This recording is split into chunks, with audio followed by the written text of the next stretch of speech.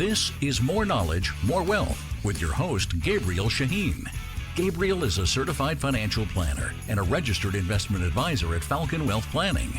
This show does not intend to provide personalized investment advice through this broadcast and does not represent that the services or securities discussed are suitable for any investor. Investors are advised not to rely on any information contained in the broadcast in the process of making a full informed investment decision. Now here's your host, Gabriel Shahin. Good day. This is Gabriel Shahin, certified financial planner and your host of More Knowledge, More Wealth here on every weekend, talking about all important topics of personal finance. My job is to go over the knowledge you need to increase your wealth. Now, to the listener, you can always reach out to myself or any one of our colleagues here at Falcon Wealth Planning. Our phone number is 855-963-2526. That's 855-96-FALCON, like the bird. Or visit our website at falconwealthplanning.com. That's falconwp.com for short, where you can go on our Knowledge Center, which gives you a direct link to YouTube, where we've had well over 1 million views, multiple videos that help answer the questions that you have. And if you want to put an inquiry so we can talk about it on the show or create a Knowledge Center video, please send your inquiry to radio@falconwp.com. That's radio@falconwp.com. And also you can go get this episode, any one of our previous episodes on Spotify, podcasts, you name it, folks. Now, I'm the president of Falcon Wealth Planning. We are a fee-only, non-commission, true fiduciary, folks. And we talk about all important topics of personal finance. That's where you are today, how retirement looks like, investments, estate planning, insurance, folks, you name it. Anything that involves a dollar sign, we can help you with. And we are offering 1 to 2 meetings, 1 to 2 hours of our time, folks, at no cost to help relate this show to your specific situation. And we have offices all across the country that we can help you with. Folks, give us a buzz. Our phone number is 855-963-2526. That's 855-96-FALCON, like the bird, where we can help answer those questions that you have to help with your financial situation. Lots to talk about today, folks. This past week has been a doozy in the stock market. Monday of Tuesday of this week, the stock market got punched in the face with multiple hundreds of percentage points down, absolutely insane. And then, of course, after the State of the Union, what goes ahead and happens, you have the stock market actually doing pretty well after that. And so we're going to talk about today some of the highlights of the State of the Union address. And in addition to that, I want to go into deep understanding of what each one of these means for us. Because one of the biggest, most I don't want to call it the polarizing items, but the realistic concerns is, in fact, what's going on with inflation and the tariffs that is happening. And so you've had now Canada that's pushing back, kicking back, and quite frankly, it's a very interesting David versus Goliath fight here. But the idea is that the stock market is reacting to all this, and we felt it earlier this week. And then when this, sure enough, the State of the Union happened, then we really started to see where we are as a country. So we still have that insane division that is currently going on. So, man, it was entertaining. I mean, it's just very bizarre. It's just very bizarre. I haven't been in a seen a State of the Union like that. Just so much emotions that are happening. And I get it. President Trump talked about DEI, women in sports and men's sports and LGBTQ community. And I can understand that is a disrespectful point of view for people that's very important for. And so the idea is, though, how is this impacting the economy? But take it a step back, it starts with consumer sentiment, how we feel about everything that's going on. And when you take a look at the State of the Union with Al Green getting in there and getting kicked out, that was just humiliating, almost disgraceful. And then you take a look at half of the crowd at the State of the Union was sitting and half was applauding and standing up. Then it got a little weird where politics weren't even involved and they're trying to support certain individuals such as the kid with cancer and everybody's sitting down, that's a Secret Service honorary member. And then just, it was just it was weird. And then you had the President Trump heckling Pocahontas, Elizabeth Warren. I mean, it was just interesting to see. I mean, it was almost not comical, right? Because the world is watching. But what the world did see, and this is what's important of what the stock market reacted on Wednesday, was they saw a confident, decisive, right, wrong, or indifferent. This was a decisive individual, and he was confident, and he was somebody that took a stance. And this is something that the stock market must have had to have appreciated, because I want to go over some 8 core topics of what happened at the State of the Union and discuss that. And it starts off first and foremost with the decisiveness between the Democrats and Republicans. It was just more obvious than ever, so much so where I was switching back and forth between Fox News and CNN the night of, and Fox News saying the Democrats are over, it was terrible, it was bad. And then CNN was talking about how it's a very low approval rating and things like this. And so the idea is just America is watching this, and it's very clear that there are 2 extremes here. And I get both sides of it. I get the Democrats, they're wanting to appease everybody, and I get the fact that they don't like how all these emergency executive orders are almost feeling like the president can do whatever he wants without vote. And so it was just very, very interesting to see all that, and I thought it would be important to discuss that right off the bat, because the market has reacted and it's not upset. And that's just important to note, because we are starting to feel not so much increased costs outside of eggs and a few other things, but that in the first 60 days, we really haven't been able to see, almost 60 days, prices go down like they were promised. By the way, folks, if you're just joining me, you're listening to Gabriel Shahin, Certified Financial Planner, and your host of More Knowledge, More Wealth, here on every week. And we're talking about all important topics of personal finance. And I thought, let's go over my top 8 items from the State of the Union this past Tuesday. And so I want to talk about a comment that President Trump made. And he literally referenced that it's finally a great time where you don't have non-elected officials. I think he was talking about George Soros or somebody, but that are not taking and making decisions on behalf of America. I thought that was pretty ill-timed, if you asked me, because one of the biggest criticisms of President Trump's tenure is his relationship with Elon Musk and what he's done with USAID and his now leading of the Department of Government Efficiency and DOGE. And that's just been interesting, because there's been people ridiculing President Trump, saying who's really the president. The co-president is Elon Musk. And of course he was there, he was at the event, and he got praise from President Trump as well. And the idea of just him making that comment, just in my opinion, I haven't seen much on it. I would expect to see a lot more in the news outlets and social media, but I would expect when he said that we don't have non-elected government people that are actually controlling the country, I thought that was ill-timed. So that's my number 2, is who's really in charge. Like that to me was pretty important. Also, inside of the State of the Union, he released a memo that came, or said more to come, if you will, but about President Zelensky. Obviously, we had that ordeal that happened last week where he was supposed to stay for lunch. He was supposed to sign that minerals deal. I mean, call it what you want. But President Trump and the White House, they kicked him out of the White House. I mean, it was bizarre. They argued in front of everybody. I think President Zelensky realized he was wrong, came back and said, hey, I'm ready to make a peace deal. I'm ready to give a mineral rights and so on and so forth. So it sounds like America is ready to financially support Ukraine.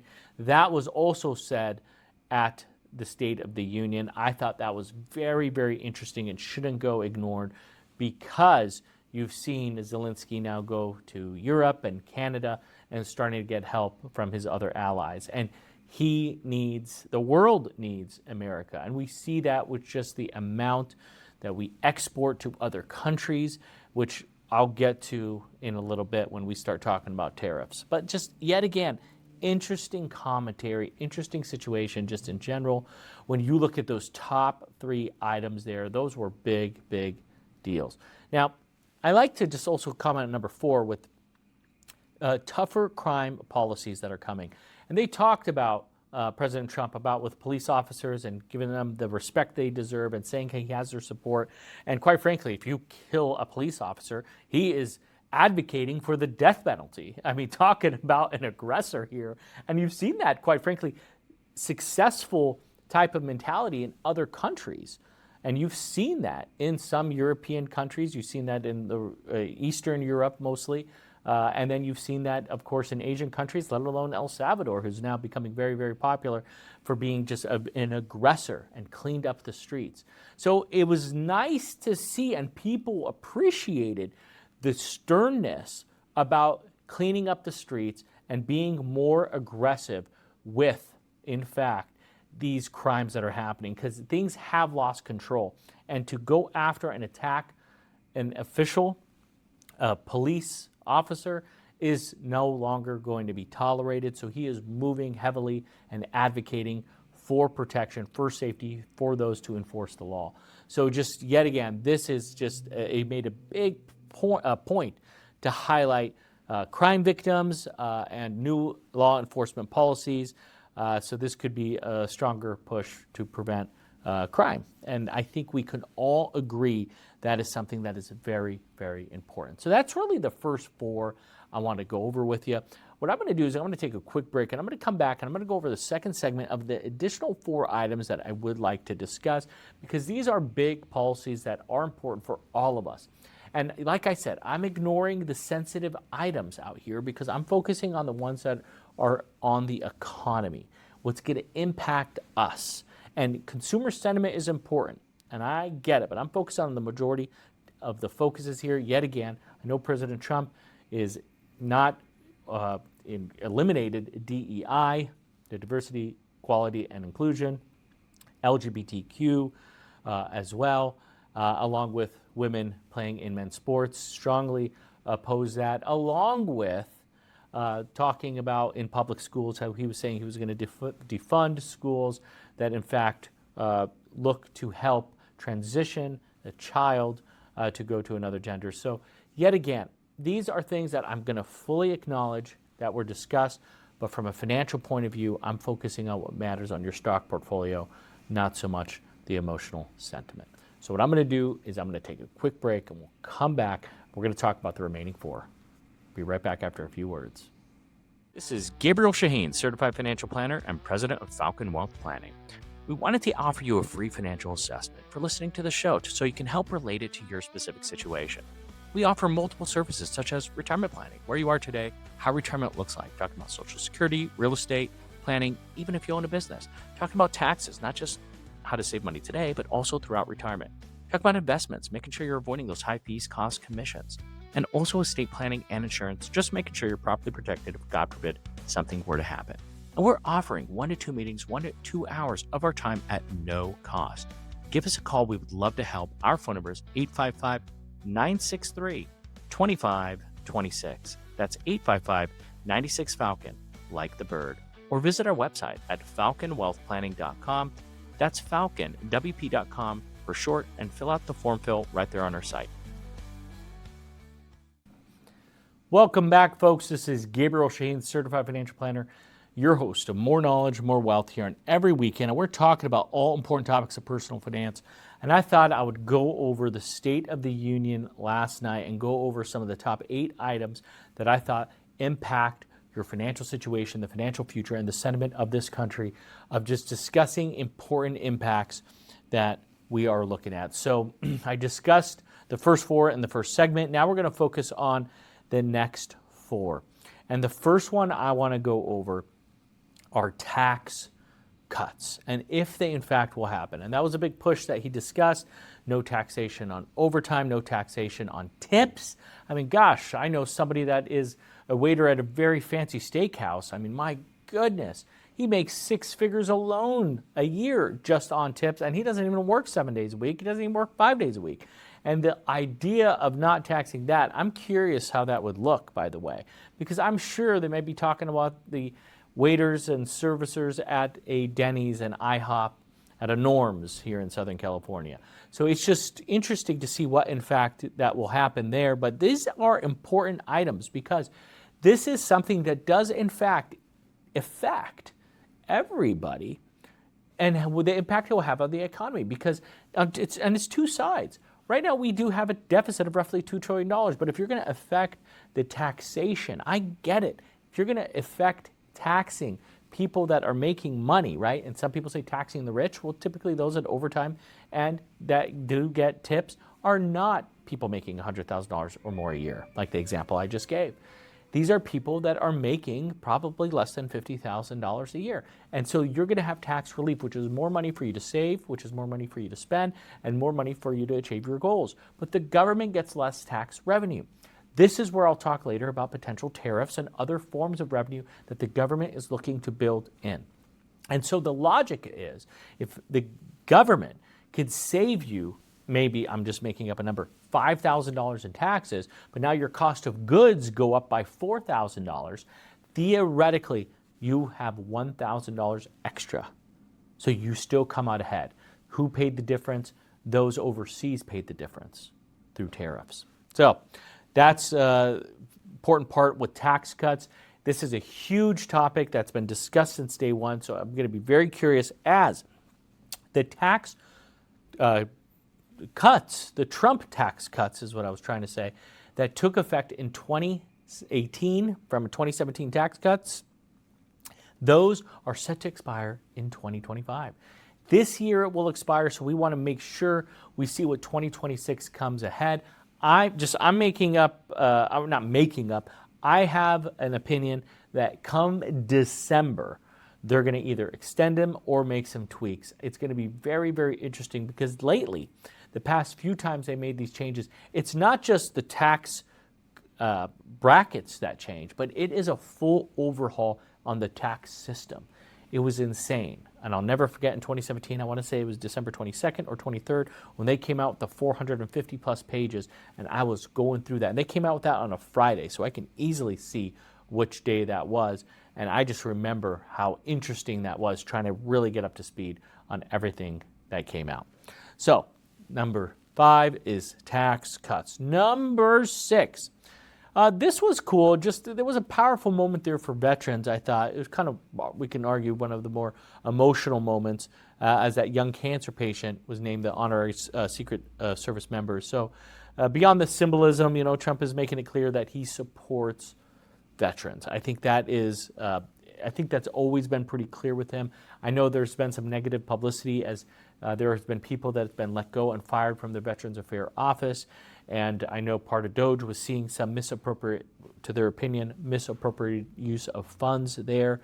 So I think the idea is making sure the veterans are taken care of. So that is an initiative and a symbolic event that did happen. So I would like to see personally a little bit more, not just qualitative, which is what he showed, but quantitative. Show me numbers of how you're helping the veterans. The rights that we have, the power that we have, the freedom that we have is for those who fought for this country. So this is why it was so emotional when people weren't maybe taking a stance or saying the Pledge of Allegiance or taking a knee. It's like we have these freedoms versus other countries. If you try to disrespect their country or president or whoever, they'll kill you.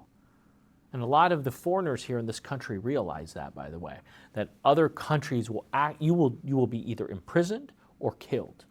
And so there is some strong emotion there here of the people in this country about just respecting our country and our veterans. So I thought that was very important to highlight. Going over on number 7 is tariffs and trade wars. Now this is really starting to heat up, especially as we're seeing countries like Canada coming out, Mexico and China and so on. We're really heavily starting to put on the pressure. And boy, oh boy, there's a lot to talk about there. By the way, folks, if you're just joining me, you're listening to Gabriel Shahin, Certified Financial Planner, and your host of More Knowledge, More Wealth, here on every weekend. And we're talking about all important topics of personal finance. And my job is to keep you up to speed of what the heck is going on here in this country. And we had some big news that came out this past week with the State of the Union, and I'm trying to summarize it for you as quick as I can. So looking at these trade wars, these tariffs, like, listen, he stood firm on his stance there, which, and by the way, people, not everybody's happy about this, and we're slowly kind of seeing that. So when they're having countries like Mexico, Canada, China, whoever or maybe specifically Mexico and Canada, that are pushing back. And they are having impacts on prices here as we are seeing those costs are going up. And by the way, tariffs is nothing new. We've always had tariffs. We've had tariffs on countries and they've had tariffs on us. Their goods and our goods. Nothing has changed there. But the biggest thing is, and why we have such good relations with other countries, is people want American goods. They want American clothes. They want American alcohol. They want American just items.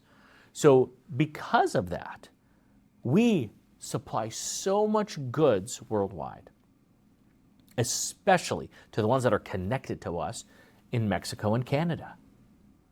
This is an important element because of the retaliation that we're getting and that's being publicized. So much so it's still hard for me to believe that Canadian's prime minister is still there and there's people campaigning that they're in a state of emergency and shouldn't have an election. But he is hurting his own people here. And the fact that he's condoning just the things of continuing to not come to this country publicly, saying that, to not buy our items, and to boo our national anthem is just bizarre. It's childish. It seems to me it's this very poor attempt of a game and strategy. And it's a game of chicken he can only lose. Why? Because he buys over 25 times more than we buy from him. He raises his price, we raise ours. Who's going to hurt more? It makes no sense. It's not even David versus Goliath, because David versus Goliath at least had like the slingshot. It actually worked. He has no slingshot. He has no arms to sling a slingshot. He has nothing. He just has a big mouth that keeps digging a hole more and more and more from it. And I got family in Canada, and they're frustrated. They're like, what's going to happen? I just said us Americans are going to feel it a little bit, but nothing compared to you guys. If you want to bury Canada, you can bury Canada. Or you can live, obviously not like a third world country, definitely not a second world country, but he can make Canada bleed. He can put restrictions on Toronto Dominion, which is TD Bank, on BMO Harris, on RBC, which is, what is that, Royal Bank Company. There's a lot of companies that Canadian companies do business here in America. What happens if America were to boycott those companies? They're going to struggle. Those Canadian companies are going to struggle. It's just an interesting dynamic when I hear things like that. And the idea is this: it's going to hurt us. You want to know the tariffs? We're going to feel it. The idea is it's supposedly going to help us on the back end with more negotiation power with countries afar. So one step back for infinite steps forward, because eventually they're going to have to make a deal. And if we're making money, right? Imagine like you and your spouse work. Well, now if you're working more and making more, your spouse can technically, she can either keep working, he or she, and you could save more money, or you could reduce the hours. What am I trying to say with that? Is that if we're bringing in more revenue from tariffs, then the tax revenue, so in fact what President Trump is saying, can go down. And on top of that, imagine in that same family, husband and wife scenario, let's just say that on top of that, you are trying to pay down debt, and then you say, I'm also going to spend less, which is the $2 trillion in cuts they're looking to do on unnecessary government spending. So they're just interesting concepts here when you look at that. I'm going to go on the last one here, number 8, and that is cracking down on immigration. Now, I don't remember him talking much about the gold card for $5 million, but immigration was a major focus. They talked about the borders. They talked about controlling crime. They talked about more push for funding deportations, stricter crime policies as well to enforce immigration. And I think that is twofold. I think we can all agree for people doing bad things in our country that came here unvetted in a very lax border, yes, get them the hell out of here. I don't think that's crazy to say. For people who've been here 10, 20, 30 plus years, that hasn't caused problems, that's contributed to the society, who's proven to be an asset to this country, even if it's a low-skilled work, I say let's get them to be taxpayers. Now, that's my opinion. But I would sure hope that the Republican, and I'm sure I can agree on the Democratic Party, would say that's a logical approach. Get them legalized papers to be here. so they can pay into Social Security and Medicare, and so they can pay their federal and state taxes if applicable. I think these are core ideas that isn't crazy to believe or fathom. I think this would be nice.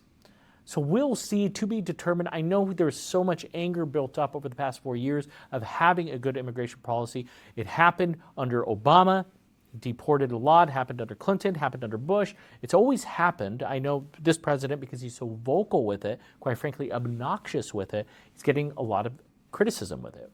But it's logical and it's historically worked and it will continue to work. But people need to be together. We're at a point here where we need people together. We don't need to watch TV and see the separation and the division of our country's leaders. That falls on us. It falls on the awkward conversations that you have during the holidays when you have one person that says they're for this policy or for this candidate or for this issue, and the other one saying you're crazy, I can't believe you're an idiot, so on and so forth. And so there are so many different other problems in this world. And you know how great America is, that we're complaining about this. It's ruining our days, ruining our lives, ruining our relationships. That's how you know you have a good life. When you let truly things that don't directly impact you upset you. You know what other people are worried about? Living life, coming back from a war, having food on the table, worrying about where they're going to live. Do they have a roof over their head? Can they supply medical care to a sick child, but they're a third world country and don't have it? That's true problems. So you are blessed to be complaining and bitching about politics. So there you have it, folks. That was a fast show, folks. I want to thank you for tuning in with us this weekend. You can always reach out to myself or any one of our colleagues here at Falcon Wealth Planning. Our phone number is 855-963-2526. That's 855-96-FALCON, like the bird. Or visit our website at falconwealthplanning.com. That's falconwp.com for short, where you can go and visit our Knowledge Center, which redirects you to YouTube. We have over 1 million views, folks. And if you want us to discuss anything on YouTube, on the show, whatever, send your inquiry to radio@falconwp.com. That's radio@falconwp.com. And if you want this episode, any one of our previous episodes, you can go on podcast, Spotify. We have them all there. And folks, we want to thank you for your trust. We want you to feel free and feel comfortable to reach out with any questions that you have. I want you to have a fantastic weekend. Have a great week, and God bless.